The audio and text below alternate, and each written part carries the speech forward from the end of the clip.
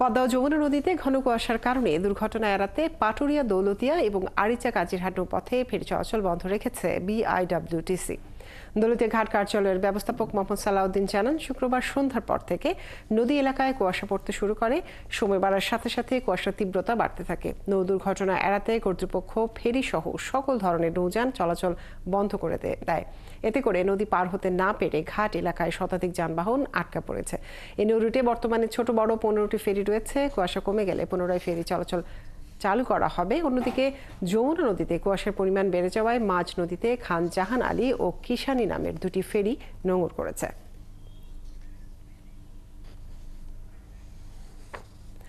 ঘাটের খবর জানবো আমরা। আমাদের সাথে রাজবাড়ী দৌলতিয়া ঘাট থেকে ফেরিঘাট থেকে যুক্ত হচ্ছেন সহকর্মী মেহেদি হাসান।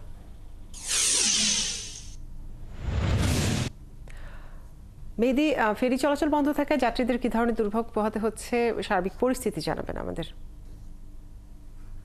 কাজী, আপনি জানেন ঘন কুয়াশায় টানা 9 ঘন্টা বন্ধ থাকার পর দৌলতিয়া পাটুরিয়া নৌ রুটে ঠিক সকাল 8টায় ফেরি চলাচল শুরু হয়েছে।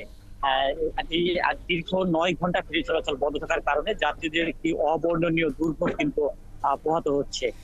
এর আগে আমরা দেখেছি শুক্রবার দিবাগত রাত 11টা থেকে কুয়াশার ঘনত্ব বেড়ে গেলে দুর্ঘটনা এড়াতে বিআইডব্লিউটিসি কর্তৃপক্ষ এই নৌ রুটের ফেরি চলাচল বন্ধ ঘোষণা করে।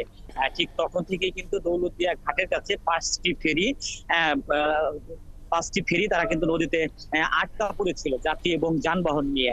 ঠিক আজকে সকাল 8টায় যখন ফেরি চলাচল শুরু হয়, নদীর এই প্রান্ত থেকে আমরা দেখেছি 2টি ঘাট থেকে 2টি ফেরি মানিকগঞ্জের পাটুরিয়া ঘাটের উদ্দেশ্যে ছেড়ে গিয়েছে। আর ঠিক এইমাত্র মানিকগঞ্জের পাটুরিয়া ঘাট থেকে ছেড়ে আসা ফেরি কেরামত আলী, সেটি রাজবাড়ীর দৌলতদিয়া ফেরিঘাটে 7 নম্বর ফেরিঘাটে এসে ভিড়েছে, যেটি থেকে যানবাহন গুলোকে কিন্তু আনলোডিং করা হচ্ছে।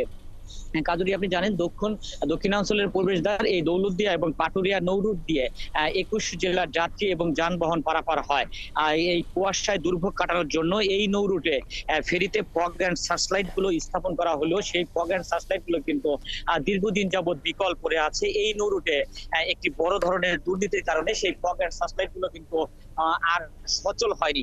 এই বিষয় নিয়ে আমরা বারবার প্রতিবেদন তৈরি করেছি, আমরা বারবার কর্তৃপক্ষ নজরে আনার চেষ্টা করেছি, কিন্তু কর্তৃপক্ষ কিন্তু বিষয়টি নিয়ে আসলে কোনো ব্যবস্থা গ্রহণ করেনি, এমনটি কিন্তু আমরা দেখিনি। তবে আজকে দীর্ঘ সময় ফেরি চলাচল বন্ধ থাকার কারণে দৌলতদিয়া প্রান্তে যেমন 1 থেকে 150 পণ্যবাহী ট্রাক পারের অপেক্ষা আটকা পড়ে আছে। একই অবস্থা কিন্তু মানিকগঞ্জের পাটুরিয়া ঘাটেও 2 প্রান্তেই কিন্তু অন্তত 300 যানবাহন পারের অপেক্ষা কিন্তু আটকা পড়ে আছে।